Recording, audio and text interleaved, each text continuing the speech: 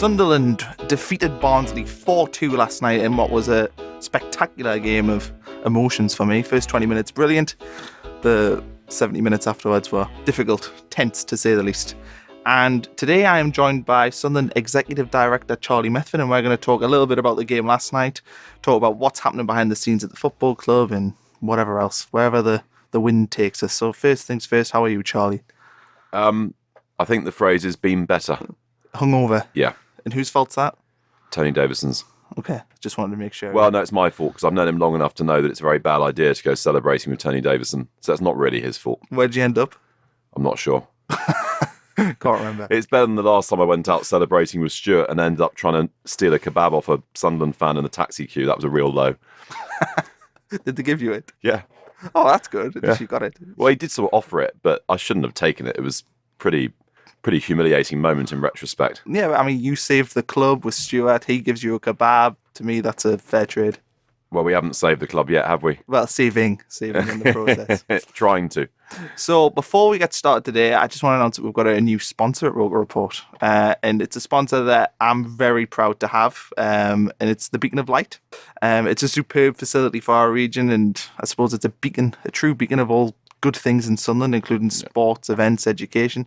And I think you played there yesterday, Charlie. I did. How was it? Stuart and I played in the same team for once. And even so, there was a moment at which he was really puzzling over whether to hat me down. He can't help himself. It was great fun. It was really good fun. It's the kind of thing that actually, without getting overly sort of emotional or sort of waxing too lyrical, it's the kind of thing which encapsulates what we're trying to do at Sunderland, which is bringing all different bits of the Sunderland family together. So there was a very competitive team of people with mental challenges, but not physical challenges, and pretty strong boys in there. And then me and Stuart and Oscar Chamberlain from the club, together with a few of the former players, ranging from Benno, who is still absolutely majestic. I mean, he just glides through the game. Just everything looks so easy.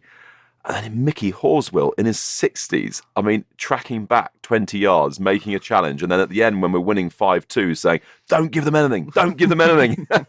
With 2 minutes to go, literally yelling at Stuart and me not to slack off and let a goal or two in. It was just absolutely great. So as an afternoon for a football person, that was a pretty hard one to beat. Going to the Beacon, which I love, playing a competitive game, winning. Going to the pub, having a few pints, and then going to watch what was, I think, a really exciting game. There's no other way around to put it, was it? No, it was a hell of a game. Well, I mean, difficult. I would say it was difficult for. We were warned when we hired Jack Ross by a couple of directors up in Scotland that he comes with a sign saying he is dangerous to directors' health because he's an optimist, and if he's 3-1 up, he wants to go 4-1 up. He's like the opposite of Tony Pulis. Yeah. He's sort of non-game management manager who just thinks I can win this game. And of course, what that does on the upside is it infuses the players. And you see the types of footballers who really want to play football. I think someone like Aidan McGeady would be a good example of this. You can see him just rediscovering his love for the game and really enjoying playing in front of people again. Whereas I think in the last year or two, probably, he just struggled a bit to really, why am I doing this? Well, didn't this used to be fun? And you can watch him now thinking, well, this is fun. And Chris Maguire, I'm sure he's the same as well. Chris absolutely would be the same. And you see with Luke and George that they're all just really enjoying it. And I think, so even if Stuart ends up totally bald and I end up almost totally bald, and both of us end up silver foxes in our early middle age, at least it'll be fun. Yeah. That's true. So back to the Beacon of Light, we've teamed up to give you £10 off your first five-a-side pitch booking, so you can join Charlie as he was yesterday and play. Oh yeah, we're ready for all comers now. Yeah, it's absolutely. a tournament. So what you've got to do is you've got to call 0191 563 4818 and quote the code Roker Rapport to get your £10 off, and you and your mates can play there for just £3 per player. So what's great about the Beacon of Light, though, is the fact that all the profits from the venue go back in our local community, and it's the great work of the Foundation of Light as well. So you'll be helping fellow Sunderland fans and people in your community by playing there. So the code again is Roker Rapport, and the number is 0191 5634818. It's the first time I've ever done an advertisement. There we go. So what are your plans for the rest of the day, Charlie, after you've finished with us in about probably 4 hours? Find some Alka-Seltzer, because that was a mistake not bringing some of that along. And then we've got this evening our quarterly meeting with the Fans Collective, which is the formal coming together of all the fans groups with the people who are the administration of the club, to discuss on an ongoing basis all the issues to do with off the pitch at the club. And that's the forum in which the democratically elected fans groups get the opportunity to question what we're doing, to make suggestions as to how we can do things better, and for us to get feedback on things we might do, and run a few sort of initial ideas past what's a pretty educated, switched on group of people. We've had one of these meetings on a large scale, another one, the first one on a smaller scale, but it's part of what the Football Supporters Federation have laid out as what one calls best practice. And I think a lot of Sunderland fans will know that the deputy head of the FSF is a Sunderland fan, who is also the founder of the Red and White Army, who attends these meetings. And Dave and I are sort of working to try and make Sunderland the sort of the figurehead for 21st century, fully engaged with club, fully engaged with its fans in its decision making. And I think there's just a bit of an understanding gap to be bridged, because it's a talking shop. It's a talking shop which does lead to action. The naming of the South Stand came from that group. And ultimately, in a way, the seat change, it was our idea, but that was run past that group and how could we do it and what would be the best way to do it, etc. So stuff does come out of it, but it is at the same time a talking shop. And I think there's a tendency to think that if something gets raised at the Fans Collective and they then print the minutes publicly, as they should do, that means it's something we're definitely doing. And that happened obviously with the badge a month or two ago. It's like, oh, the club are going to change the badge. Well, no, it's a discussion. It's a discussion. And what it is, it's me as the sort of the guy on the board who's in charge of this kind of stuff, testing every little bit of the club and saying, is it absolutely as good as it could be? And that feeds into across a whole range of different issues. I'll speak to the fans leaders and say, is this great? Is this really, really great? If it's not great, let's start the conversation about how it could be better, greater. Because if we get all of these things absolutely spot on across every different area, I think the club will feel pretty special. So they're basically helping you fine-tune sort of the way the club almost represents itself. Yep. How it represents itself, but also the actual concrete decision-making process on stuff which isn't just about PR, but is actually material. You know, big issues like safe standing, drinking in stands at football games, these big sort of national issues where we have to decide as a club, where do we sit on these issues? And rather than in the old-fashioned way, the board just saying, well, this is what we think, and you fans like it or lump it, this is a mechanism to make sure that by the time the club puts its best foot forward, we do so as one, with the fans and the administration of the club both speaking effectively with one voice. And even if it means that sometimes some people have had a different view, but the view has been heard, and it's just that the opposing point of view has been heard more loudly for a vote or whatever it might be. So we're trying to sort of make things as democratic as possible. There are some issues where, you know, I don't think respond well to that sort of thing, where the board does have to make a decision. But you know, on a lot of these things, what you want is a broad consensus behind it.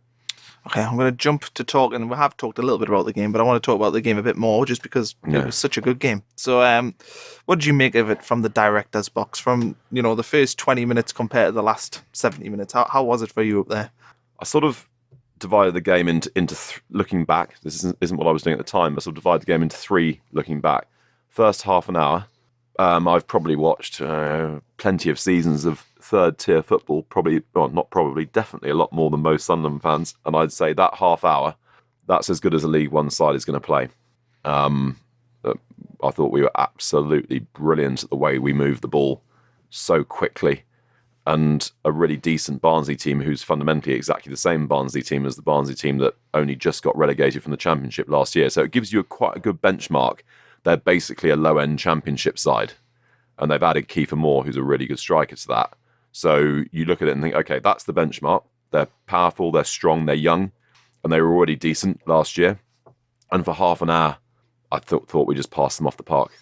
And the speed was just absolutely mesmerising at times, how quickly the ball was being moved around, like the players just knew where each other were going to be. And players who, again, I go back to what I was saying earlier on, who perhaps had lost a bit of their zest for the game, watching them start to express themselves as footballers. Adam Matthews. Brilliant, wasn't he? Absolutely. Cafu-esque. Electric, wasn't he? He's just like a Rolls Royce, just cruising out of defence, dropping a shoulder. He knocked the ball past their left back, and he just beat him for pace. I was like, Adam Matthews, who knew? Jack Ross knew, funny enough. When he came to the club, he said, he's a real player, he is, because he remembers him from when he was at Celtic. Yeah. So I think gradually there's just an uncovering of a lot of natural ability that had been somewhat squashed by the just the sheer crappiness of the last couple of years. Good footballers who'd just been ground down. Who are just together rediscovering their love for the game. And when you pop into training like I do, whenever I'm up here just to have a look, you just see that they're just having great fun. It looks like the job that all of us would have loved to have been able to do. You know? Yeah. So that was the first third of the game.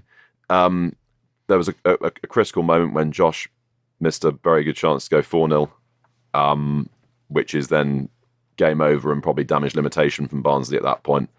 And then they get back into it, and at that point you just know that at half time they're thinking, you know what, post as well. Yeah, they did. Yeah, at half time they're also thinking if we get the next goal, we're banging this game, and that then puts them on a real front foot momentum when they come out.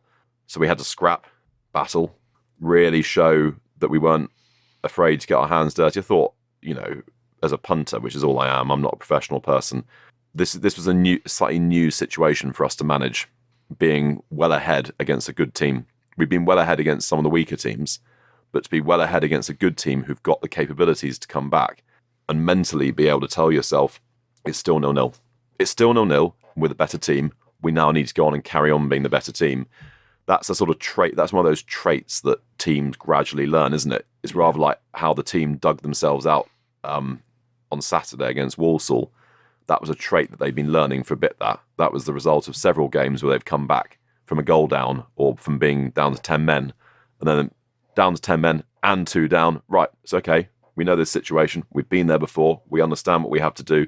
And I think perhaps next time that they go 3-0 up against a decent side, they'll go, okay, I remember last time we slightly lost the plot in terms of our composure. Perhaps we'll be able to just keep our heads on a little bit better next time. But Barnsley are a good team. They were always going to have a spell in the game, and they had it for 20 minutes. And then I thought the last 10 to 15 minutes we had 3 or 4 really good chances, and they'd sort of run out of steam, really. Yeah, they tired themselves out chasing the second goal, really. Yeah. It was lucky that, I know we conceded on 60 minutes, but that was better than conceding earlier because they worked really hard for 15 minutes. Yeah.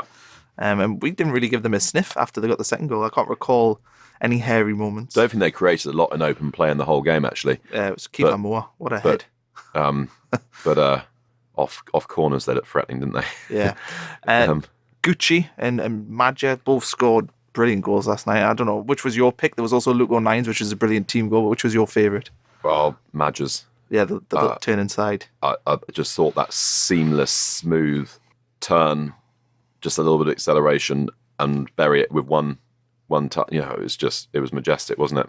Yeah, absolutely brilliant. And then, to be fair, the fourth goal, the way that was played, the fact Honeyman didn't play O'Nine in straight away, he played it across, and then Aidan McGeady has the sense to put it across goal was just superb, brilliant. And you could see that, that was sort of confidence. They didn't overthink it. They just did what was natural. Played what they saw in front of them. Yeah. It was good fun, wasn't it? I unfortunately, I wasn't at the Walsall game. I was seeing my daughter who's at school in France this term. And Stu said that it was just absolutely fantastic. And he was in the stands. He said it was absolutely fantastic. And last night, I just, as a football experience that took you through all the emotions, elation, anxiety, sudden gulps of, oh God, we're not going to throw away a 3-0 lead at home, are we? And then into, it's going to be okay, isn't it? And then elation again. It was just cliche because of the roller coaster, wasn't it? It was. Speaking of Gooch and Madja, there's obviously a contractual situation happening there, and I thought would pester you for an update. So is there any update with them too? It's not that's not an update for me to give. Yeah. It's not my area of the club, and I know the board knows that very good offers have been made to all of our young players to stay, and those offers are, in most cases, obviously not in Barley's case, but in most cases, those offers are awaiting a response. And that's where it sits. And as soon as the response has come in, then we all know about it and the fans will know about it very shortly. Yeah. After that. But really, there's nothing else to say. Okay. I want to talk a little bit about you as a person. We know a lot about Charlie Methven, the businessman, the Sunderland director, but we don't really know much about Charlie Methven, the person. So Not much to say. Yeah, well, I've got a few questions. Oh God. Okay, so firstly, it's an easy one. What's a normal week like for Charlie Methven? It's a bit weird at the moment for Stuart and me, but particularly me, because he lives in Oxfordshire and his business is in Oxfordshire. I live in Oxfordshire, but my business is in London. So I'm basically doing a triangle.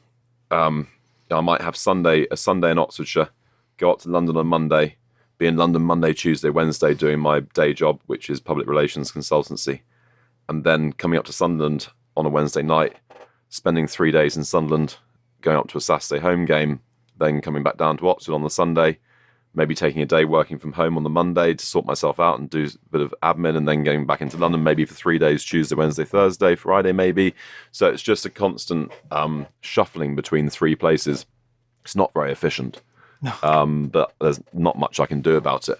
So how do you relax on that 1 day a week, on the Sunday? How do you relax? What does Charlie do when he needs... There's no football on, you've just got to relax. What do you do?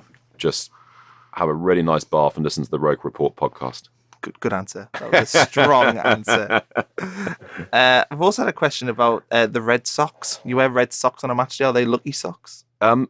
Well, yes, but then I was wearing red trousers last night, and you can't wear red socks with red trousers. Otherwise, you look like a clown, or as Stuart would say, even more like a clown.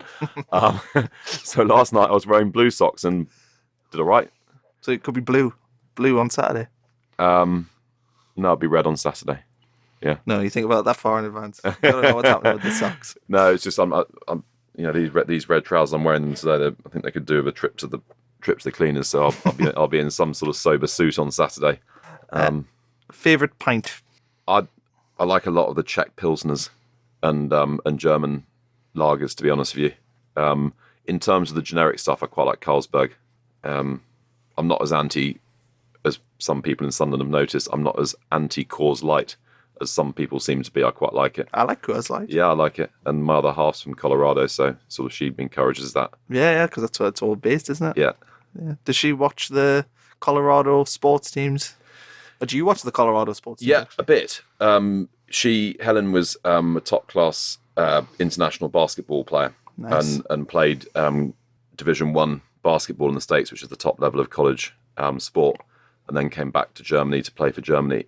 So she did a lot of training at the University of Colorado, which is one of the big American football schools, and knew people in football who went into the NFL, etc. So I've gradually been getting into American football.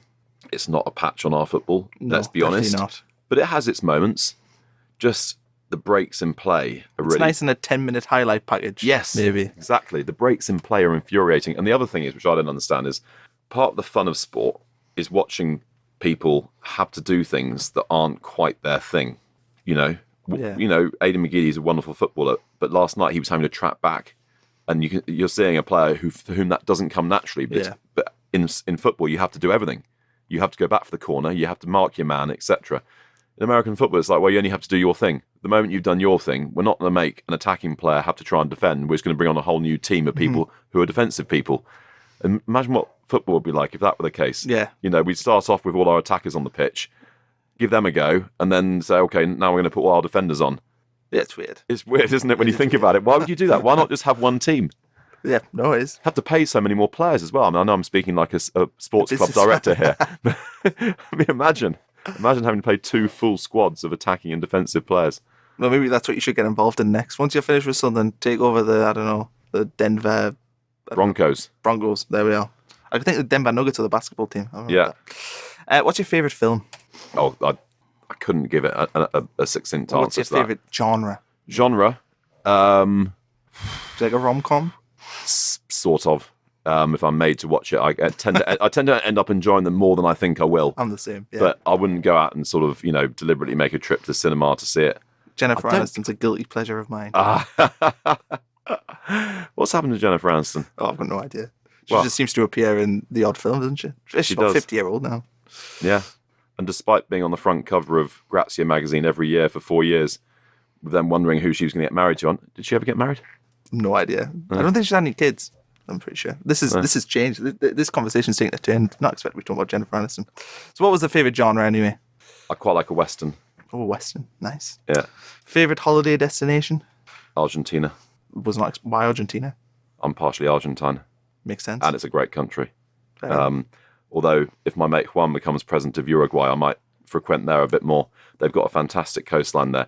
He's made a slightly unwise promise, which I'm wondering if any of the players have remembered. When we were at the pre-season training camp in Portugal, he told them all that if we got promoted, he'd take them all to Uruguay. I'm betting that the majority of the players have forgotten, but Chris Maguire definitely hasn't, because he would never forget that. Yeah, it's a free holiday to Uruguay. Why not? Favourite type of music? Well, are we going to get on to the music topic? I mean, there will probably be a bit of music. Indie, 90s indie. Nice. And probably some soft metal. I quite like those big 80s cheesy anthems. So Spice Girls wasn't your choice? Well, delighted to get them. Yeah, that's for sure. But yeah, Stu's gone and bought something like, I'll have 80 tickets or something like that. And I'm like, He told me that I would like to go see them. I was like, Stuart, I'm not being funny, but Spice Girls is probably not my thing. I was like, what's your thing? Not Spice Girls, I don't know. What would be my favourite type of music? Do you know what? I would take too long to answer that question. People want to hear what your favourite music is. I've actually got very similar taste in music to the manager. And I've worked out this because he's 3 days older than me. Oh, we're almost exactly the same age. And, we both like indie bands of the kind that Martin McFadden tours. And then The Prodigy and that type of stuff as well. Swedish House Mafia. I like Swedish House Mafia. Well, until briefly. Tiesto's been on as well. Let's not go there. Let's not rub salt into the Donald wounds. Who's your favourite footballer? Non-Sunderland footballer. Who's playing at the moment? Yeah. Okay. Who do you like watching the most? When he's playing in the correct position, he should be playing N'Golo Kante. Nice. He's a brilliant defensive midfielder. Better than McAlealy. Who'd have thought that was possible? Yeah. What's the best thing about being involved in Sunderland AFC? It's totally mental, and it takes us back in some ways to feeling like we're 16 again. And what's the worst thing? Travelling. And what is your best moment watching football? As a fan? I think if I just answer it in two parts. First of all, as a kid, so you see things a bit differently. When I was quite young, Oxford United were a very good team, but I was too young to really appreciate that. So I went trophy in 86. 86. I went to the Milk Cup final in 86, the year after Sunderland got beat by Norwich. Oxford beat QPR 3-0, and I was like 11 or 10. And I remember all the adults being really happy, but I'd only ever really seen success, so I didn't really get what it meant for a medium-sized club to win a major trophy. But we then went through a bit of a sort of after Robert Maxwell got pushed off his boat. We went bust a few times because he'd mortgaged the club, the players, everything. And then Dennis Smith arrived with Malcolm Crosby and turned it round on no money, but created a really strong team. And that was when I was about 17, 18. And that was the perfect time to really have a team who you could buy into. And there was a player who played for us, a local winger, who became a bit of a sort of football connoisseur's legend because of a big money move to West Ham he made that he then said he was homesick and couldn't go through with it. But a guy called Joey Beecham, who was a lightning quick winger, who was, he was the England youth winger, left winger at a time when England didn't have a left winger, but he decided he only wanted to play for Oxford, and played the rest of his career for Oxford, scored 20, 25 goals a season in the Championship. He was absolutely electric. And he was 2 or 3 years older than me. I knew him, I knew his family, still do. And that was a great team for me to watch. So I really enjoyed that period. And there was a promotion goal scored by David Rush. And I just remember that day being, absolutely everything that I could want a football day to be. And then in more recent times, again, the club had been through several successive administrations and bankruptcies, and I got, like Stuart, got involved in the club, but we were really struggling and trying to get the whole thing back together again. And the club was in the conference, and they won the playoff final at Wembley, and that was the first time since I was a kid that I'd sort of cried at a football game, because it meant that much. Yeah. We had to get back in the league. Our cost base was too big to be in the conference, and rather like here, you can only squeeze a proper football club. You can only squeeze the cost base down so far, because there's just stuff that you have to pay for. So those 2 games are the most memorable for me watching Oxford, and hopefully, obviously, that will be supplanted by really memorable Sunderland games, of which there have been quite a few this season. There's been a lot already. Hopefully we'll win. It's a bit epic, isn't it? Yeah, it is. Hopefully we'll win the Checker trade this year. Oh, that'd be great. That'd be really good. You probably have about 60,000 Sunderland fans there for Play Someone Small, if we're allowed the allocation. Yeah. That'd be amazing. Right, I want to talk a little bit about your role. So what exactly is your role at Sunderland? I'm not sure that it could be described exactly, because it's not really the way in which Stuart works. If you think in terms of, and I think there are strengths to being a very corporate person, structure and so-called professionalism and all this type of stuff. But Stuart's not that. Stuart is an entrepreneur and quite freewheeling, and he likes to move quick, and he likes to be surrounded by people who add value wherever there is value to be added. And he reserves the right to say at any point, oh, no, we're not doing that, and I own the thing. So you can't really say, I can't say, here's the area, this is what it is, Stuart's allocated it to me, and that's all I do, because actually you end up doing stuff that isn't really in your area, because he and I think that's a place where we can add value, and there'll be areas that actually are in my area where Stuart will say, actually, I'm going to do that, and that's fair enough. This is very fluid. It's very fluid. I remember the job title executive director was made up on the spot in our first press conference, because I was suddenly asked by some national newspaper journalist, so what you are? I was like, my thought process went, well, I'm a director. That I am. I'm not a non-executive director, so I'm an executive director. That's how it happened. And that's your title. That's it. How often do you speak with Stuart and Juan, and do you have a WhatsApp group chat? No. Stuart and I probably speak, it slightly depends. If there's a major issue on, we'll speak several times a day. If it's a quiet week and we're both busy in our businesses, maybe speak 3 or 4 times a week, something like that. Juan is separately a client of mine, so I have business interests with Juan, so I have other things to discuss with him. On football, it all depends how busy he is. He is at the moment, I think it's well known, very, very busy, potentially running to be president of Uruguay, but he sent this hilarious WhatsApp or text last night, a picture of him wearing his Sunderland shirt and a bobble hat in Uruguay, I presume, with his little baby son dressed up in Sunderland gear as well, watching the stream. So, yeah, I'd probably speak to Juan on average once a week. Speak to Stuart, obviously, quite a bit more than that.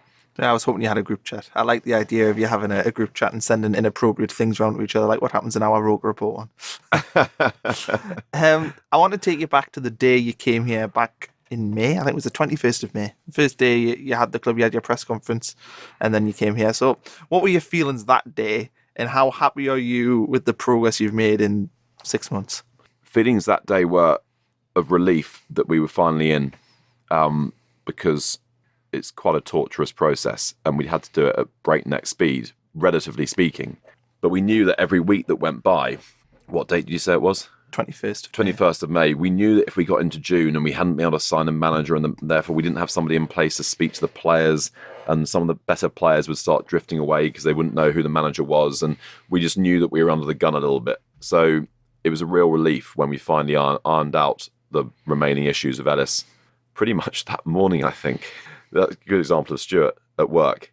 He's like, well, we're done, I think, so let's do the press conference now. And suddenly Sunderland press office that's been used to dealing in more Martin Bain style, sort of very careful, measured, things done over a period of time, etc., get used to the whirlwind that Stuart Donald just saying, yeah, they're doing the press conference now. And I was down south, so I had to get in my car and like, hot-footed up here, and I got here about 15 minutes before it was a hot day, I think. I think it was, I can't remember what the weather was like. I think it was a Monday? Yeah, it was definitely a Monday. It was a Monday. Because he rang me. No, he texted me. He texted me at like 7 o'clock in the morning, being like, "You will do the podcast today." And I was like, "Really? You've not even like officially taken over yet?" I was like, "It'll be done. You just..." And that encapsulates Stuart Donald's style. Yeah. Things do happen, and you have to get used to the pace at which they happen. But they do happen. He is a doer. He doesn't just say it. I think the seat change thing was absolute classic. Do you remember he was in here and he was like, well, "What about the pink seats?" And Stuart suddenly, well, I think... Did you just make that up on the spot? Not make it up. Maybe not make it up's the right word, but... Pretty much. Yeah, had you talked about that? I can't remember. But I remember thinking at the time and looking at your face and thinking, they think we're nutters. and immediately everyone at the club's like, "Oh no, health and safety, this." And Stuart's like, "No, come on. Where there's a will, there's a way. Let's do it. Let's do it." He thought we could do it in a weekend as well. Oh, I know. Do you remember it was a barbecue in a weekend? Yeah. But that's a brilliant idea. Then, of course, the more operational people have to come in and say this is actually the structure around doing it. And I think it was an absolute stroke of genius. It was. Good PR. I think a bit more than PR. I think it was a tangible way of enabling people to be involved with their club. Yeah. Rather than us just saying it, actually having a concrete action for people to do for the next, however long it is, 10 years, to be able to say, "See that row up there? Yeah.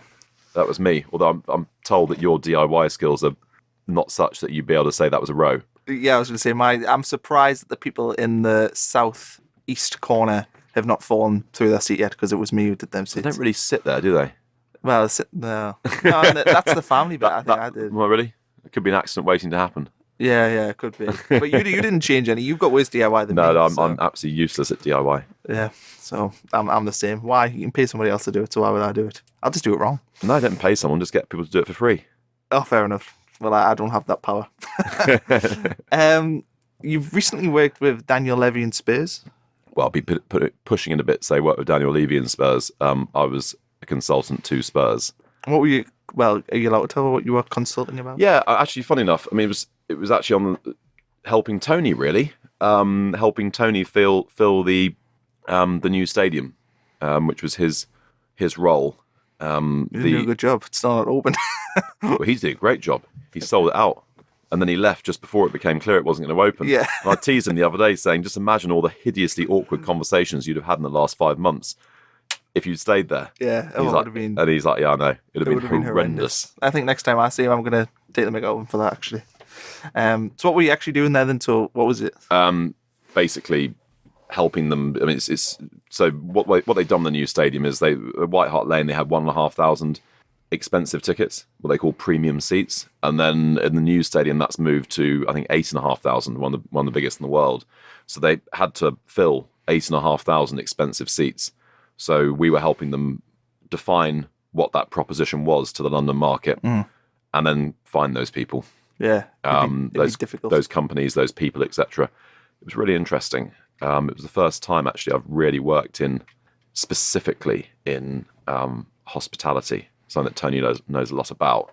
And it taught me a lot in terms of what we need to do here. And this is sort of on the long list of issues that we have to address and turn around. The premium tickets are one of them, because they've dropped off massively over the years. I think the club was very lazy in this, as in many other things actually. When we were in the Premier League, it's like, well, it's Premier League football. That's where they're coming. So why think about everything else, and they'll come, they'll pay us some money, and we'll give them some food, and it'll all be fine. But actually, the way in which the high-end punters want to consume that product is changing really fast. And I think the old sort of traditional jacket and tie, silver service box type setup is becoming less and less fashionable, and people want a more open, relaxed, flexible environment where maybe one week they might have 2 or 3 people and the next week they might have 10 or 15 people, because the problem about box is filling it every single game. It almost becomes a bit of a chore. Yeah. I've paid for the box. You end up, inviting people who probably you wouldn't normally bother with, but you got the box, why not? Now, we've got lots of boxes at Sunderland, so we do have to fill them, absolutely. We've also got some other great spaces that we need to approach in a more flexible way, and I was having meetings at the club yesterday with Tony and Mark Mosley to start looking at that. And I think that's where we've got...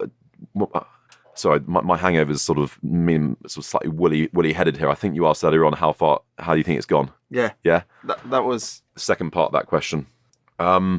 We've got to the point now where we're able to start addressing some of these more medium-term type issues, because the immediate urgent ones have mostly been either addressed or parked for another day because we can't address them right now. Do you feel like when you're up here, you're in a goldfish bowl? I think Stuart said that he finds being up here very taxing because people want his time. Are you the same? Yeah. Really? Is it? I suppose it must be. You've turned into a celebrity, I suppose. It's really weird for two obscure people from Oxfordshire in their early middle age, who we've both done quite well in our careers, but we've never gone into the types of jobs. I guess when I was a journalist, maybe, and I became a columnist, you were reasonably well known because your face was in the paper on a regular basis. But generally speaking, in the big scheme of things, you're pretty obscure. If you go and become a footballer, or you go into music, part of the deal is, if I'm going to be successful, I'm going to become famous. When you go into insurance or public relations, you don't do so on the basis that you want to become famous. You pretty much know that you're never going to be famous. Mm-hmm. And maybe even part of the reason why you choose those avenues is because actually that's not particularly what lights your fire. And I don't think it is particularly what lights either Stuart or my fire. So it's been really weird to, in a certain part of the world, become recognised. Yeah. Recognisable. And people say, do you like it? I said, well, it's not as simple as that. I like the fact that the people I bump into are so engaged with their club, because that's what gives us the power to do something with it. And I like the fact that people up here are so friendly, and you get to know people, and it's a totally new part of the world, and it's fun, and it's really engaging. And Stuart and I are sociable, so we're not. We like it, but it is intense, and we tend to retire to Oxfordshire needing a bit of a lie down. Yeah. Is it more did you expect it to be like this? Did you expect this is the big difference, I think. And until somebody's experienced the Northeast football scene, I don't think you can get it. You're told about it, you're warned about it. Yeah. Until you've experienced it, until you're in the middle of it, I don't think you understand it. Yeah. We didn't anyway. Because if you'd been at, say, Oxford, would you have been sort of treated the same way, do you think? No. I mean, the owner of Oxford United, he happens at the moment to be a rather recognisable man who's a Thai, who wears a bow tie. So perhaps he would be a bit recognised because it's a bit of an oddity. But in general terms, if you're the owner of Oxford United, you could walk several times around that city and no one would know who the hell you were. Yeah. Or care, really. Yeah. I think it's not just Oxford, though, which is a medium-sized club. Even some quite large clubs, and even some quite large northern clubs, I'm not sure really that the intensity is the same. Yeah. I don't think so. Not really. The Northeast is particular. Have you ever bumped into any mags? Have they been friendly? Because you annoyed some mags, didn't you, a few months ago? There were a couple of Newcastle supporters who were in my college at university, and quite a few of us used to tease them. They were going through their Keegan bit. Oh, yeah. And they had the wind in their sails. Football started in 92 and all that. Yeah, because this is 93, 94, so it was right in that sort of, Esprit sort of bit. And maybe Ginola, was he there by then, 94, 95? You're asking me, I'm not a mag. So we used to sort of tease them a bit, and they were sensitive to teasing, which of course means you do it more. So I don't know if you know, Connor, but for a while I was a gossip columnist, or diarist they call it, and part of the sort of métier of being a gossip columnist is to just tease people or prick people's balloons a little bit from time to time, just to sort of upset the apple cart, whatever it might be. And there's a mischievous bit of me that knows that they're quite easy to wind up, and that being the owner of Sunderland puts you in a position where it's quite easy to get that reaction from them, and it's really naughty. And Tony tells me not to do it.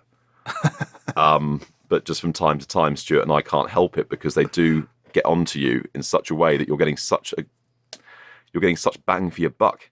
You only have to just throw a little line out there, and it comes back with just carp biting all over the place, and it's just quite fun.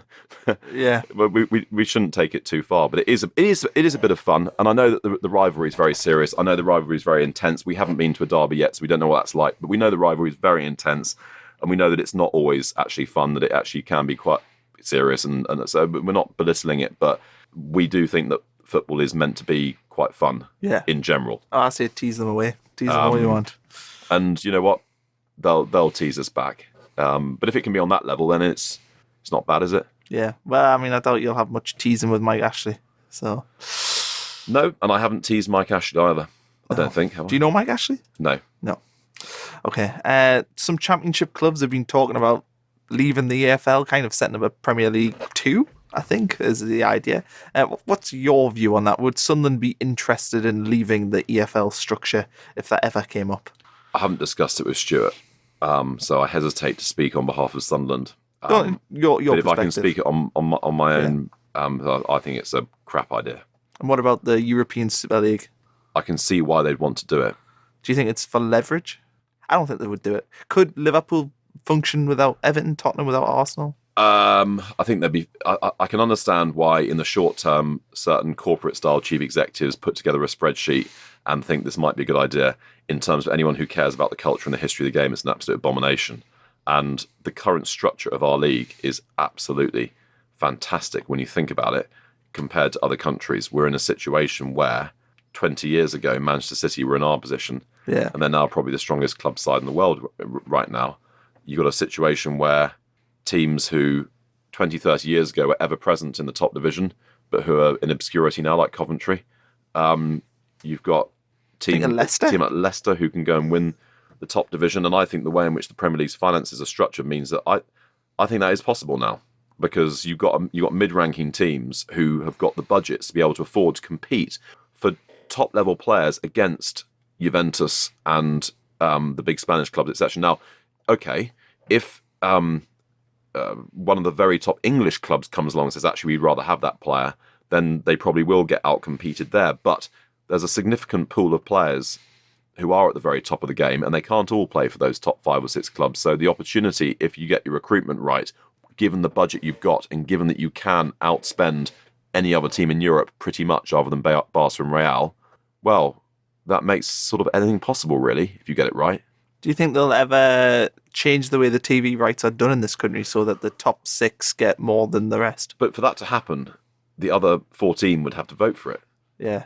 And likewise with the EFL, for them to be able to break away, first of all, the Premier League clubs would have to like the idea of having a Premier League 2, and secondly, the EFL would have a vote on it. So unless they just sort of some sort of UDI moment and just say, right, that's it, we're off. But then they wouldn't be in the Premier League structure or in the Football League structure. They'd be in a sort of, and would they then get the automatic promotion to the Premier League? So they'd have to do it as part of the Premier League. Yeah. But why would the Premier League want to advantage a bunch of clubs who aren't them?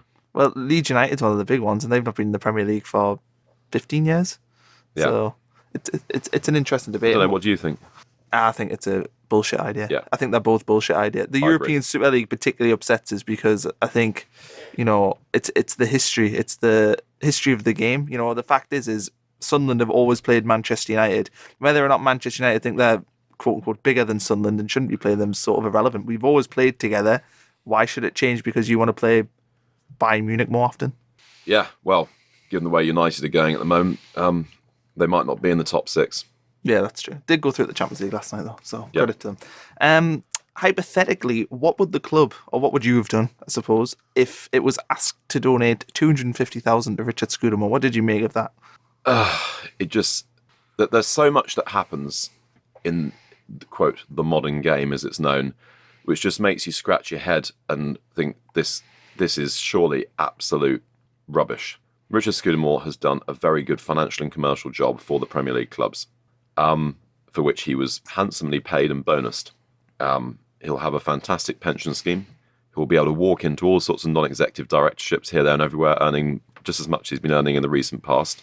How can you say, and this is what gets me, how can you say to fans, we can't afford to reduce ticket prices, but we can afford to give massive golden goodbyes to somebody who's already made a fortune out of the game?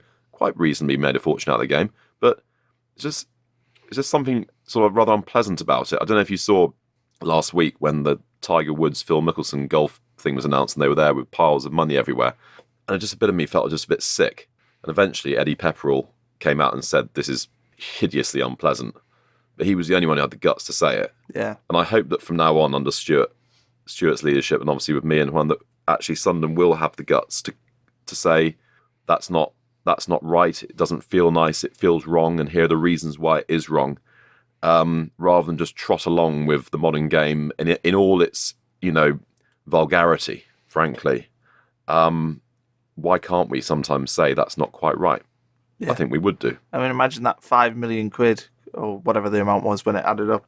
Imagine that getting spent on grassroots football. They don't want to sell Wembley Stadium. It would go quite a long way, wouldn't it? Yeah. It's a bizarre situation where you say let's sell Wembley to get together a 100 or 200 million quid, whatever it is, for grassroots football. Then say, let's give £5 million to somebody who isn't owed it contractually. Yeah. And doesn't need it. Quite bizarre, isn't it? Sense. I don't know where the moral compass has gone. 5 teams didn't pay, so at least 5 of them stuck up for what most people. But the thing is, you wouldn't want it. I mean, you wouldn't want it to be seen as some sort of insult to Scudamore. It's not about him. It's about understanding that this is all the fans' money. Yeah. I want to talk now about some inner sort of club stuff. I'll probably start with the music, actually. It's a nice light-hearted way to start. So Stuart changed the music, and I've got to say it was abysmal for the Wycombe game. It was terrible. I'll tell you what, the way in which Stuart dealt with the fallout from that just shows what a great man he is. Yeah, he just took it on the chin, didn't he? He just took it on the chin, and with humour, with good grace, and he's a real character, isn't he? Yeah. So basically, the thing about music is, and I did try to explain this before, is I said earlier on that my personal taste is 90s indie, the Stone Roses and that kind of stuff. But I wouldn't inflict my personal taste in music on everybody else, unless they happen to come around my house, and in which case they got no option. But at the football club, that wouldn't be the point of the exercise. So do I sit at home listening to rave music? Well, occasionally, but not all that often. So what it's actually about is understanding how to build people's heartbeat and how to build people's intensity to the point where by the time it gets to kick-off, everyone's up for it. And that goes for fans and players. Now, of course, in theory, players are always up for it. It's their job to be up for it, right? Yeah. But there are different levels of up for it. And I felt when we came here, I came to the Wolves game at the end of last season, Stuart and I did actually, and it was actually a very happy occasion, as you remember. But I thought the whole match experience was rubbish. I don't think any effort was being put into how do we make this into an occasion. A real sort of, I think, the American sports do this really well. Really well. They have to work at it because they're not naturally exciting sports. Yeah. All the cheerleaders. That's why they have it. I know. So they have to work at it, right? Yeah. Whereas I think football can get lazy sometimes. It's really exciting. We've got really passionate fans. So why bother trying to make the whole thing more exciting and more passionate? Well, because we want Sunderland to be the most intense, the most passionate experience of any football experience in the world. That's where we want it to be. And we think that is absolutely achievable. So we're changed now. We had Dance of the Nights and Ready to Go, I think, are the two that most people associate with the stadium. Is there any chance that they would come back, or are you totally trying to go Dance of the Nights is still in there. Yeah, it's like 5 before they come out. 3 before. 3 before. And we use Dance of the Nights now as a way to basically say implicitly to people, getting your seats. It's time to take your seats. Yeah, it's funny that actually works because people hear it and they associate it with them. It is working a bit, but I'm wondering at what point subconsciously they'll work out they're being conned. Yeah, I was going to say that. Stay in the beer, say have another beer because don't worry about Dance of the Nights thing. So no, we're not. I think that in these kinds of things, don't go back. My view, and it's subjective, and this isn't the kind of thing I'm going to put out to votes by the Run My Army and that type of stuff, because you end up with people choosing the music they like as opposed to the music which is going to achieve an effect. Yeah. I think that having been associated for a significant period of time with great success, the music had carried on being played during a period of great failure. Yeah. And if you try and freshen something up, you want that freshness to be felt across every area, really, that you possibly can, so that people feel refreshed, quite literally, and feel Like this is our era. We're about to start writing some history now. It's not all going to be about what happened 20 years ago. This is about this team. This is about us as fans now. And we've got our memories, etc. But this is new, whilst keeping the best of the traditions. And that's a constant balancing act. Yeah, you played the Paint Your Wagon song. I don't even know what that's actually called, but Well, you say I played it. Somebody chose to play it. yeah, but I really liked it. Like I got upset when that wasn't played after the Charlton game because I associate that with, as you say, it's an association with memory, but we haven't won very often. So when I hear that song, it's I said to Chris Waters when we turned up, I said, "Oh, we should have a victory song," and Chris rather sheepishly said, "We do have a victory song. It just hasn't been used very often." yeah, I was going to say, yeah, we do. He's very actually have sheepish. one. Look at We his do. face. He's like, "I understand why you might think that we don't have one, but we actually do. It's just got to have to go and blow the dust off it a bit and check that it's still working because it's on vinyl." Yeah, I was going to say it hasn't been used very often, but I really wanted that to come back. I think most fans would agree. So from me to you, please play that when we win. I shall bear You'll in note mind. it. I shall bear in mind that plea. Okay. I'll have a think about it. I might ask a few people tonight at the collective thing Yeah. because we haven't settled on something to play at the end of the game. In truth, Yeah, I don't like Sweet Caroline. Stuart can go away with that. well, the problem of having that as a Vitch song is that was Oxford started using that about 7 years ago, and I don't want to be derivative on our old club. Yeah. That's Oh, so that's why he wants it. Ah. well, I'm not sure. I think it is well, Probably is a little bit. When you first came on here, you mentioned the Dortmund model. yeah. And that system's heavily geared towards like scouting, meticulous long-term planning. Yeah. But recently we had Academy Director Paul Reed on the podcast. Did you listen?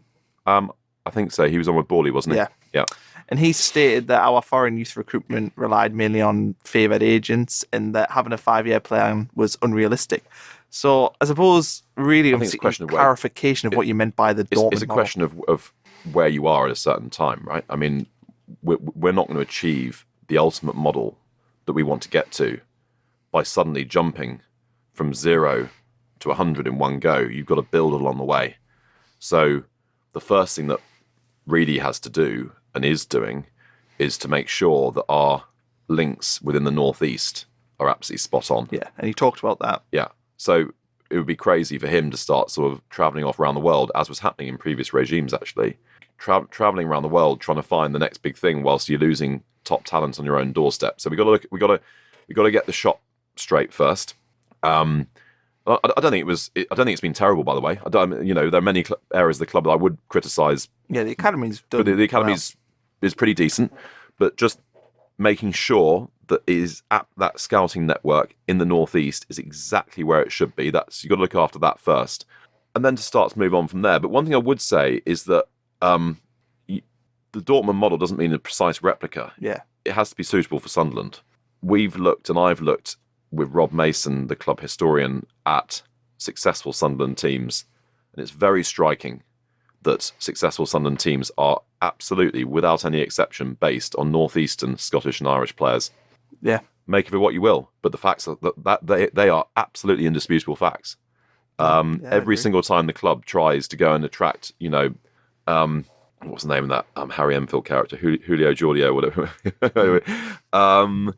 It seems to go wrong, and when they tend to have more medium-term planning in terms of bringing through players who do come from somewhat a similar culture, climate, geography, etc., those players seem to end up generally, or those teams that are based on those types of players tend to end up playing rather above their ability. And the teams that are much more cosmopolitan and eclectic seem to end up playing rather below their ability. I think the reasons for that are obvious. And therefore, I think we need to focus on our knitting, focus and understand what it is that Sunderland is particular to Sunderland, and bring in staff, players, young players, less young players, from the areas where we really think there's going to be a cultural fit. You mentioned in a recent interview with Roker Rapport that you wanted something to be more like meat and two veg rather than a quick hit of sugar. What I meant by that is that I think gradually a lot of supporters up and down the country are becoming more educated about the realities of what investment actually means.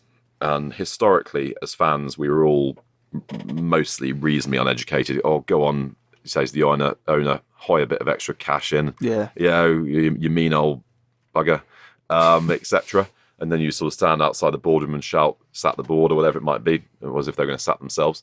And those were the days until the 1980s. The way the game has moved on in a good way, I have to say, having said a few of the ways in which I think it's not been helpful. We're moving into an era where the financial rewards of being successful are much more substantial and much more sustainable. At the same time as we're moving into an era where spending is being heavily constrained and regulated, and is going to be more and more regulated. When you speak to football authorities, both in Britain but also in Europe and also globally, fair play is going to become a bigger and bigger and bigger thing. So the old days of a new owner coming along and splashing a bit of cash and putting the club in debt, and then, well, whoops, we're in admin. Oh, sorry. Those days, I think, are numbered. And I know that there are a couple of Championship clubs who are under current risk of such substantial fines and points deductions that they probably end up just getting relegated just because they've outspent their limits. So what we want is to sort of, in our rebasing of Sunderland AFC, we want to make ourselves fit for purpose for this new era. And it's a new era which is going to suit Sunderland, because Sunderland has such a big fan base that if you get it right, then it's really other clubs outside the top six. But outside the top six is other clubs who would have to be trying to splash some cash to keep up with Sunderland. And us being able to say, well, we actually don't need to do that because we're generating enough revenue from our massive fan base that we're kind of fine, actually. We can spend what we need to spend without betting the bank all the time.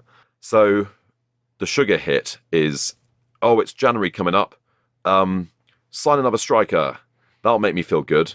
And then actually what happens is a year or two later, that striker hasn't worked out, but he's on a 4-year deal on massive money. And then you work out that's one of the reasons why you've just been relegated, because you couldn't afford to hire 2 or 3 other really good players because you've got that play. You know what I mean? Yeah. I'm thinking Danny Graham there. That was the name that popped into my head. You'd said, though, that you wanted to make the experience of attending a Sunderland home match as attractive as possible. Is that controversial? No, definitely not. But it might have seemed so, but it isn't. It's actually a statement of the bleeding obvious, but you have to then do stuff off the back of it. There's a sort of maxim which I hear from some of the less smart fans, not just here but anywhere. This is in particular Sunderland. It's only what matters. All that matters is what happens on the pitch. Well, that's just dumb. That's really dumb, because actually, yes, there are some seasons when the team does brilliantly, and there are some seasons when the team does awfully. But actually, the majority of seasons, by definition of the fact that there are 24 clubs in the league and only 3 are going to get relegated and only 3 are going to get promoted, by definition, therefore, 18 clubs are going to have so-so seasons. Yeah. And I know Sunderland hasn't had all that much of that kind of season recently, a season when you just trog along. I don't think we've really ever had that. Steve Bruce, maybe that around that time, just a season or two of mid-table. He likes to tell that he finished 10th. Mid-table sort of thing. Yeah. Not really in danger of relegation, but not really in danger of winning silverware. But anyway, that's quite a while ago, isn't it? So on the basis that actually the majority of seasons, whilst they may have the odd excitements along the way, are fundamentally boring in an existential sense, the enjoyment of those seasons will depend on everything else being right, and feeling that there is a point to the exercise, even though you haven't been either promoted or relegated. Mm-hmm. So the point to the exercise needs to be that coming to the match feels like a great coming together of the community, of multi-generations, of families, and of all different parts of the community, former players, local businesses, the foundation, all these people coming together at the Stadium of Light on match days in an environment where things are really well run and where it's fun. And then that gives it a lift, gives everyone a lift, because going to Stadium of Light is a fun thing to do, even if we're not about to get promoted or relegated. Mm-hmm. And that's where we want to get to. And basically what had happened is that all different parts of the matchday experience have been gradually deteriorating over years and years and years and years and years and years and years. Tony, when he came back, said it's just unrecognisable from where it was 20 years ago, where everything was planned out to the absolute dot. That there was a reason behind everything that was being done. Even he, as the club mascot, knew exactly what his role was and what the point of that exercise was. So that even if things weren't necessarily going brilliantly, they were going sort of okay at 1 or 2 points, it was still a good match day experience with a good atmosphere and with everyone feeling like they're on the same page. So is that why you're so... Well, the club seems to be so in favour of trying to get safe standing in, trying to allow drinking within the stadium. Is that one of the reasons why, to improve fan experience? Of course. And what would you say to somebody who... I mean, there's people I know, and I might even be in this bracket sometimes, where I really don't care about drinking at the game sometimes, and I don't want to go on the concourse and see people throwing up their pints. I mean, what would you have? Is the idea to have that section to a certain area? I think this is Football Supporter Federation sort of policy. Is it's all about choice, and that you try and, rather than saying that one size fits all, that you have the opportunity for people to, as long as they're within the civilized bounds, etc., to be able to watch the game in the way and enjoy the game in the way which they would like to be enjoying it in. So that's their sort of theory which lies behind all this kind of stuff. And we'll be discussing it later on today with the Supporters Collective, I'm sure, all these issues. So if you look at the issue of smoking, for instance, do we want to go back to the situation where people are smoking in the stands next to people who don't want to be smoking? No. But is it the case that 25% of the adult population does smoke, and that putting them in a situation where for 2.5 hours they're not allowed to smoke, even though they are in an fundamentally an outdoor environment, they then go into the toilets and smoke there, which then does upset people who aren't smokers because they get heavy passive smoking when they go to the loo. So this is unideal for everyone. Yeah. Can we get to a situation where there's a smoking zone which at half-time people can go to? Some stadiums have tried that. It seems to work reasonably well. Likewise with drinking, perhaps you can say, well, in this stand, yes, but in the family stand, no, or whatever it might be. There are all sorts of ways in which you can frame it. And we're not going to make some rash decision and just sort of plough ahead with stuff. Whatever we do, as with the naming of the South Stand, as with the seat change, it starts out with an intention, it gets put up for consultation, and then it has to go into detail. And these things can take quite some time. And you've also, you mentioned quite a few sort of bullet points in that interview, but one of the things that sort of caught my eye was, number one, the social media content, which I think we've all noticed has changed. Yeah. I don't know if that is a directive from the club, or you're just giving them the free will to do what they want to do. Both. So it was a directive directly from me to Oscar and Sam to say, be how you want to be. Yeah. They'd been put under a corporate constraint before, where effectively they had to express themselves in a way that was consistent with blah, blah, blah, blah, blah, whatever it might be. I know, whatever pompous blah, blah, you put behind that. And I said, well, no, because we're trying to express Sunderland as the identity of the fans, because that's the only point of the club. Yeah. So therefore, if we're going to have a social media, it has to represent and be written in the spirit of our fan base. Otherwise, there's no point to it. Yeah. Other than as a corporate communications tool, which is pretty an ugly way to use social media. So basically, the directive was, you guys know how to do this, crack on, do it. And they have. Yeah, they're doing a really good job. It's good. It makes me laugh. Yeah. Several times a week it makes me laugh. And I'm not sure there are that many clubs, social media that does. So I think they're doing a really good job. You've also said you want to keep prices as low as possible. Now, this is an interesting one because people will complain about prices, but the issue is you've got contracts that have been signed, so you can't really control the catering and whatnot in the ground. Yeah. And so I think we meant ticket prices when we said that. Oh, do you mean ticket prices? Yes. Right, okay. I mean, look, ultimately, you want to find... I mean, the club isn't just a business. The club is a club. But the club needs to be run in a business-like way. So you find the happy point at which your customers feel comfortable paying a price, but you're still making as much as you can out of it, because ultimately, if we're going to run the club in the benefit of the fans, we want to encourage all the fans to spend as much of their money with the club so that we can then produce a better team, which will make everyone happier. Yeah. As you say, we're bound into pouring contracts and catering contracts and all that type of stuff, so we can't control that stuff. It's the ticketing we can control. And I hope that people have seen through the League Cup and the Checker Trade and through the zoning of games that we're trying to be responsive. I mean, I don't... It's a passing irritation, but I see that people say that we're putting up the prices for Bradford. Yeah. It's not the case. What's happened is that there is a baseline price, which is the Category A games, and then we discount for games that we think potentially are less attractive, and we're not discounting for Bradford. Right. So it's Boxing Day. We wouldn't discount for Boxing Day. And we really want fans, particularly committed fans, to look at what we're doing in these types of areas and think, well, what they're trying to do is they're trying to maximise revenue without pushing it so far that people feel that I can't afford that. If we get to the point where basically, this goes back into this old thing of just, get the chairman to hoist some cash in. It's the same thing, which is the idea that it's a rich man's plaything. The fans basically pressurise or beg the rich man to shove some cash in or give them free travel or whatever it might be, without noticing that actually the money that would have been being spent should be going directly back into the thing that the fans really care about, which is the team. So it's just a delicate balance. Yeah. And we're very cognizant of the economic realities of the Northeast. And that's why we want to be the best value serious football club in the country, because we think that's a potential real selling point for us when you look at what differentiates us from other rivals. Well, one of the great ways to differentiate yourself is by being cheaper. Yeah. That's one of the easiest things to market of all. And we are currently a lot cheaper, and the club hasn't actually marketed it. So that's a meeting I had yesterday in terms of our USPs, as far as I'm concerned, is we're cheap, the atmosphere is intense, and it's fun for all the family. As in, it's engaging. You'll get to know the players. We've got the highest demographic of female fans in the country. So if we express those three things, cheap, intense, engaged, that should appeal to people.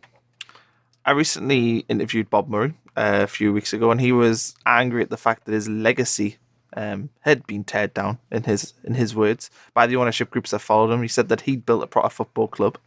Do you feel like we have a quote-unquote proper football club again, or are we still far off that, where we need to be sort of culturally? Oh, crikey. You should probably be the judge of that, because we're trying. Yeah. And we're aware that we're not there yet. As in, when I say we're not there, we've still got a hell of a long way to go across lots of different areas. So I certainly wouldn't be arrogant enough to say that we've come in 6 months later, everything's hunky-dory. It's not. There's an awful lot of stuff that still needs to be sorted. But our intention is for it to be a real, proper football club. Yeah. In every sense of that phrase. I'm a huge admirer of Bob. I mean, what he achieved with the infrastructure, I still don't think a lot of Sunderland fans have got their head around just what an achievement it was to build that level of infrastructure that cheaply. I mean, most clubs end up being 200, 300 million pounds in debt to build a stadium like the Stadium of Light, or an academy like the Academy of Light, or the Beacon, or whatever it might be. Any debt that Sunderland had didn't come, well, very little of it came from all that. It came from frittering fortunes away on players. He did an amazing job. So, I've got nothing but huge regard for his legacy when it comes to the infrastructure. In terms of January, I know maybe recruitment probably isn't your area, but I thought Sunderland fans will be delighted to hear that is exactly the case. But how badly affected are we by the high earners that we've still got at the football club? So this goes back into financial fair play, or salary cap maintenance protocol, which SCMP, which is what the lower league version of financial fair play is. So where you're meant to end up is that the maximum amount you spend on player salaries is 60% of your turnover. If you take our non-parachute payment turnover as being, let's say, 18 million quid a year, our wage budget on players should be 10 million quid a year. It's currently more like 15. So we're not just off, we're miles off. Mm-hmm.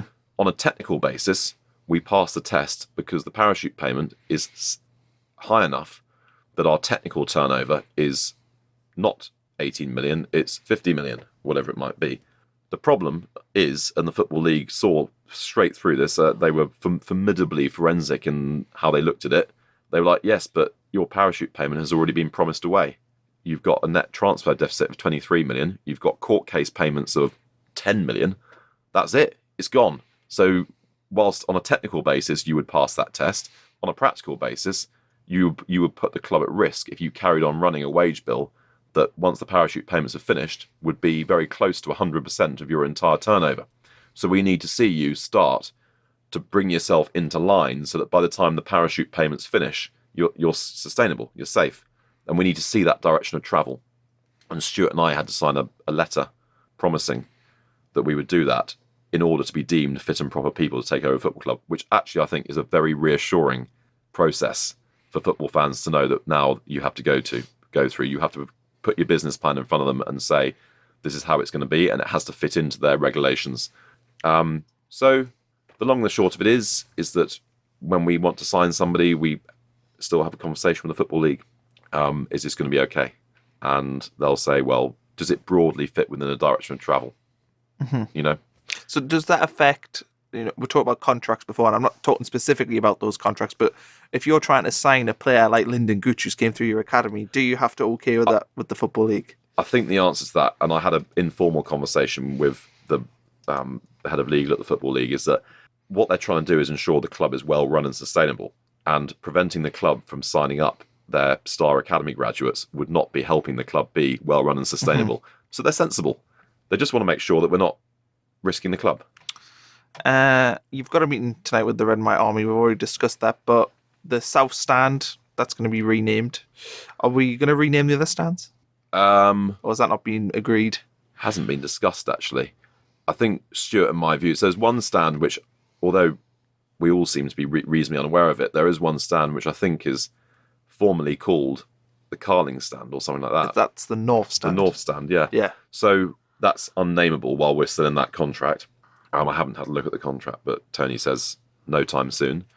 I think that's always been called the Carling North Stand. Yeah, and I forgot about that. And no one calls it that at all. And then you've got the main stand and the one opposite, East and West. And I think Stuart and I will have a look at what to do with the names of it. I don't like having East, South, West, North, right? I think that's vanilla and boring and lacking in character. In fact, funny enough, I think on a personal basis, I'll discuss it with the Red and White Army and all the other fans groups, but the outside of the stadium itself, if you move away from the entrance, the main entrance, is oddly un-Sunderland. There's very little signage on it to indicate this is actually Sunderland Stadium. Yeah. It's quite bland.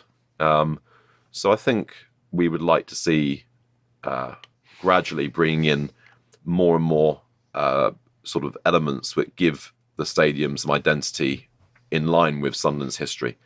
So you've got the South Stand being named, and then you've got the murals being painted. Let's see how they go. Let's see what fans think. We could extend the mural painting around the concourses. We can see what people think about that stand being named and whether they really pick up that name and use it. We don't have to do everything at once. Yeah, it's a long process. I like to think positively. So are the club preparing for life in the Championship? I think you'd be business irresponsible not to. So you're preparing for both? Yeah. Yeah. You've got to have 2 business plans and 2 recruitment plans. And we do. It's good. Reassuring. There is a consistent drive by you and the club to get attendances higher. Yeah. Are you happy with our current attendances? No. Are they amazing? Yes. Are Sunderland fans the most loyal bunch in the world? Yes. Do I have great scepticism that almost any other club would get these attendances in the 3rd tier? Great scepticism. I don't think they would. I honestly think if Man United suffered a double relegation, I think they'd struggle. Most clubs, even the very, very biggest clubs, are going to struggle to get 31, 32,000 through the gate for Rochdale at home in the 3rd tier after 2 relegations. Yeah. So hugely impressed, unbelievably grateful. Happy? No, because I want to always drive forward. And the moment you sit back and say, I'm happy with that, then you cease being inventive and creative and dynamic about what we're trying to do about it. I said earlier on that I want us to be the cheapest club, big club around. But the point of that is to have the biggest crowd. Yeah. It's not to be a medium-sized club that charges really low prices, and that's what Bradford City do, and their revenues aren't very great as a result. So we do want to get great revenues because that's what pays for better players and all this, and makes the club sustainable. So we want to drive that attendance relentlessly upwards, but it's not just going to happen because the team's playing well. And I think that's being proven right now. Our crowds right now are not going up, even though they're on an amazing winning run, really, when you think about it, or unbeaten run, and they're playing exciting football. But that in itself is not going to drive the crowds to where I want it to be. So if you think of the home crowd at the moment as being about 30,000, in the Championship, the little bits and bobs of research I've seen, I think naturally in the Championship it would rise 33,000, 34,000 home crowd. You get bigger away crowds. So probably the average in the Championship, if we just didn't do much, would probably be 35, 36. If we were running the club well, and if the team was competitive, we'd get 35, 36. And maybe after a couple of seasons in the Championship, if you weren't doing anything, it maybe starts to drop off a little bit again as people think, oh, well, this isn't that exciting. Why aren't we in the Premier League? So we've got to think beyond that and think, how are we going to, on a reliable basis, have a home audience of 45,000, so that if we're in the Championship, without giving away any freebies, we are able to pack that stadium every single week. There is an elephant in the room, a parasite-sized elephant in the room. Parasite-sized elephant. Yeah, that would be scary. How about an elephant-sized parasite? Okay, yeah, that'll do. But you caused a stir, I would say. I think, Roker Rapport were critical, and I was critical as well. I thought the comment was, I understood it. I think it was the word, wasn't it? Really, yeah. Which was ill chosen and also misapplied. My real vitriol is for the local businesses who take a hike off our back. That's what the parasite comment was really meant to be about. Yeah. So, yes, going back, would I use that word again? No. Yeah. Right. So I think that's justified criticism, and I think it is absolutely right, by the way, that when we do get something wrong, that people do just say that's not right. And I thought the way in which Roker Rapport did it very respectfully said that's not quite right. Just that's a two-footed challenge when what you need is a straightforward, proper tackle. Yeah. Is it a big issue? No, not really. Does it cost the club a fortune? No.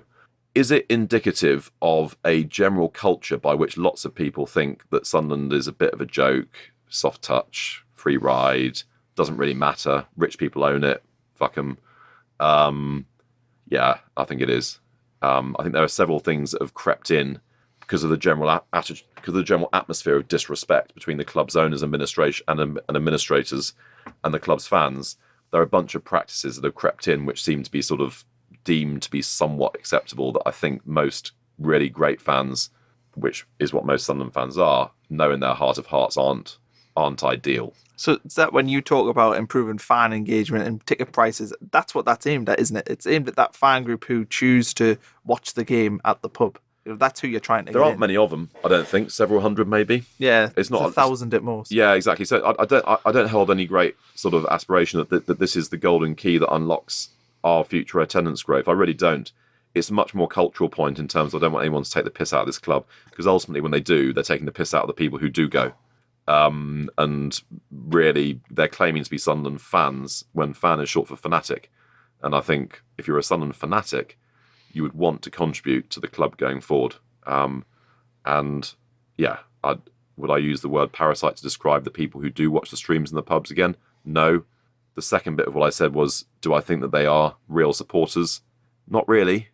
Support means either shouting or a bit of financial support. Mm-hmm. And just going to the pub and saying, no, that's my team. Yeah. You can forgive it if the stadium's full. If the stadium's full, we'll build the stadium bigger. Yeah. But that's the only way you can sort of just... Because, I mean, if Sunderland are playing away from home and I can't get a ticket... Oh, sure.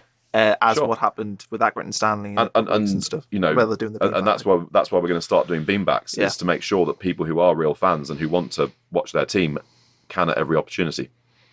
Right, we're in the home straight, I promise. I reckon we'll be done in 15 minutes. You said in your interview on the Roker Rapport website that you want to target traditional red and white areas that had turned to the dark side. How do you go about... Did I use the phrase dark side? No, that's me. All right. That's my Star Wars... black and white. Yeah. The turn to the black and white, which black dark colour, so I'll have that. How do you go about doing that? And do you think maybe... I mean, you mentioned Gateshead. I would always think of Gateshead as being a naturally black and white. But I think you're quite young, aren't you? I am young. So when I speak to... So this is all based on research and meetings with Rob Mason, the club historian. And there are probably 3 or 4 other, what I would call senior fans, who I consult on pretty much anything to make sure that I'm not way off course. Mm-hmm. So the point about Gateshead was originally raised with me by Rob, and he went back through the history to show me that this was originally a Sunderland town. Mm-hmm.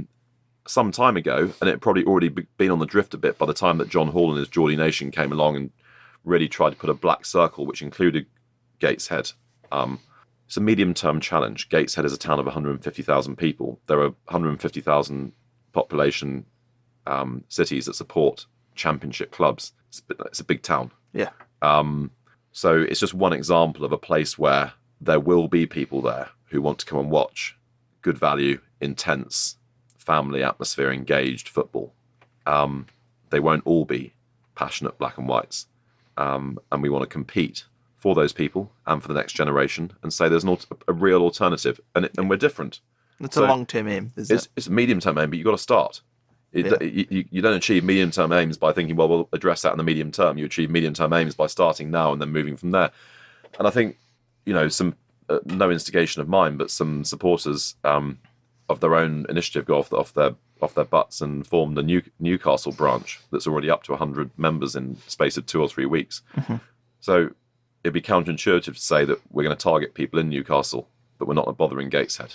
Yeah. It's a bit strange thing to do. I think the answer is that in a cheerful, slightly cheeky way, we can just say to people all over the Northeast, there's this really big, fun, happy club that, is good value. And if that's what lights your fire, then come and give us a go. Are we close at announcing another concept? Oh, I don't know, actually. I have to ask Tony about that. Yeah, I know there was meant to be 2, wasn't there? I think I said at some point that we were hoping there were going to be 2. Right. But I have not checked in with him on where his other discussions have got to. There's a lot of focus at the moment on the Spice Girls, and it's partially because it's happening. It's an event. Spice in your life. But it's also because we want some proof of concept to take to the big concert promoters and say, you can come to us and pack out a massive stadium and everything's done, it's mega. Mm-hmm. Because having not done it for a few years, I think the club needs to regain its foothold in when the big promoters are getting together with their acts, they're saying, look, here are the places we go because it always works there. And we mentioned beanbags before. Yeah.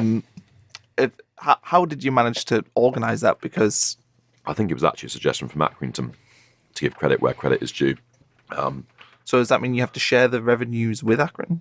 Yes. Yeah. Yeah, because it has to come with their permission.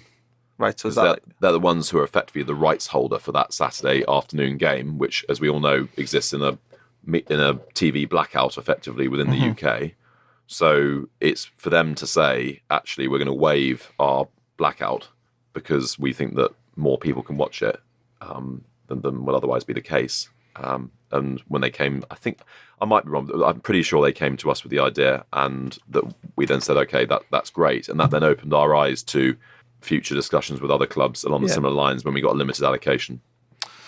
And sound system. Lots of people whinging about the sound system. It's not good. I presume that'll have to be fixed for the concerts. Well, they bring their own system, but I think the thing which is slightly exciting Stuart and me at the moment is that it's not, if we're trying to create a great match day experience, that's not ideal. Secondly, probably it's not ideal in terms of safety announcements as well. I don't want to be sort of prissy about this. I'm not some sort of health and safety Nazi, but it's something which is absolutely on our agenda. We had somebody in to make some improvements, and there has been a bit of an improvement, but it's not where it needs to be, and Stuart and I are aware of that. Stuart Donald has said on the podcast before that he isn't sure if he has the resources to look after the club once it gets to the Premier League. Is this a conversation you have regularly, and is that not why Juan Sartori was brought into the football club? I think that the real challenge on resources is in getting promoted from the Championship to the Premier League. Once you're in the Premier League these days, the revenues are so high that a club that has, on top of that, the size of fan base that Sunderland has, is run even semi-decently, will be in a really good place. And most Premier League clubs these days are profitable. So I don't think that the Premier League is necessarily the issue. It's that bit where you're competing against some other big clubs, Leeds, Derby, Sheffield, etc. So is that potentially next season?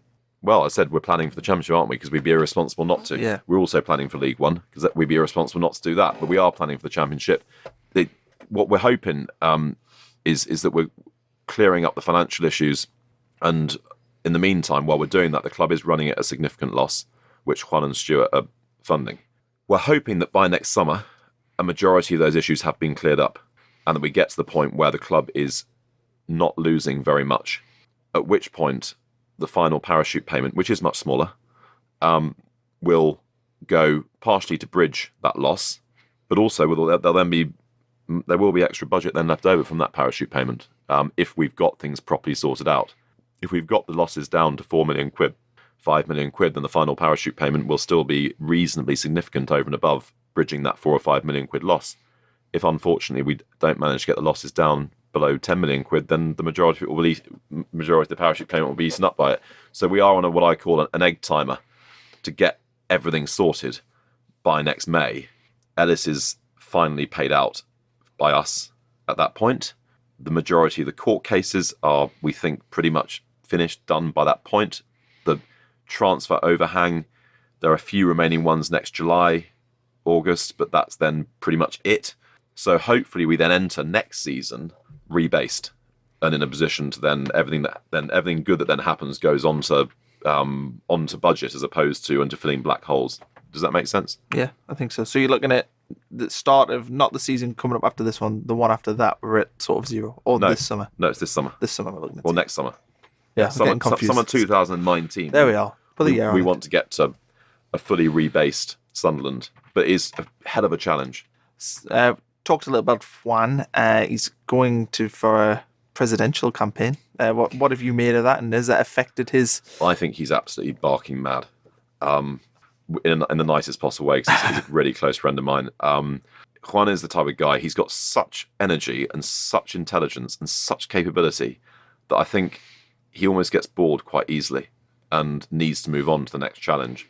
And one of those challenges is helping us create a top 10 Premier League club. Right, he regards that as being a sort of real 21st century. That's a proper challenge like that. Mm-hmm. But I couldn't just do that. So why not try and become leader of a country as well at the same time?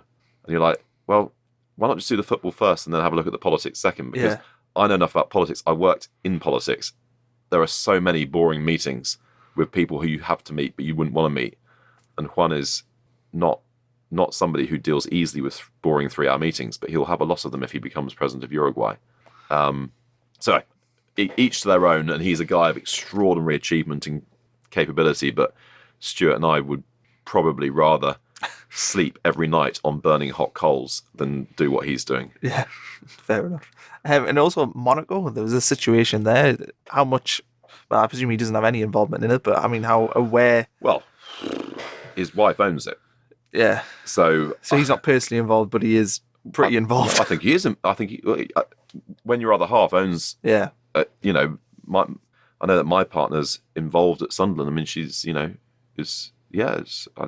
don't think he's involved in a technical way, as he doesn't have an official title or whatever it might be, but it's a very small family, his wife and her father. And Juan is the son-in-law who's extremely business savvy and knows a lot about football. So I think he absolutely has been involved. At the moment, because of Sunderland and because of the political situation, I'm guessing that he may be less involved than he has been in the past, or less engaged maybe than he has been in the past. But I don't really know what's going on there, to be honest with you. Okay, before we sign off, we've went an hour 32, so I reckon we'll get in before an hour 35. Last question. That's how long it took me to do my last half marathon. If the current version of you could go back and speak to the May 2018 version of you and offer one bit of advice, what would it be? Always buy enough Alka-Seltzer. That would be it. It's been absolutely mental. No, it's been. I don't know. Maybe I think might benefit from maybe renting a place up here.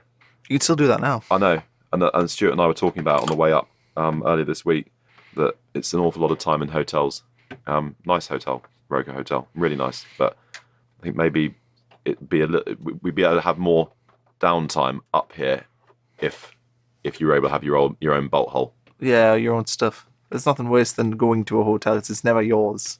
No. Well, in Ellis's case, the Hilton is his actually, but in our case, we don't own a hotel now. No. Thanks for coming on, Charlie, and giving Connor. Such a huge amount of your time. Hopefully, next time we speak, it'll be after another brilliant 4-2 win over somebody else. Can we just do a nice, boring 2-0 win? No, I quite enjoyed the 4-2. Oh. I was trying to think if I'd ever seen a 4-2 at the Stade Malite. And the game that came to my head was Wigan, I think in like 2011. So it's been a long time since we saw 4-2. Okay, well, thanks for coming on. Cheers, Charlie. Connor.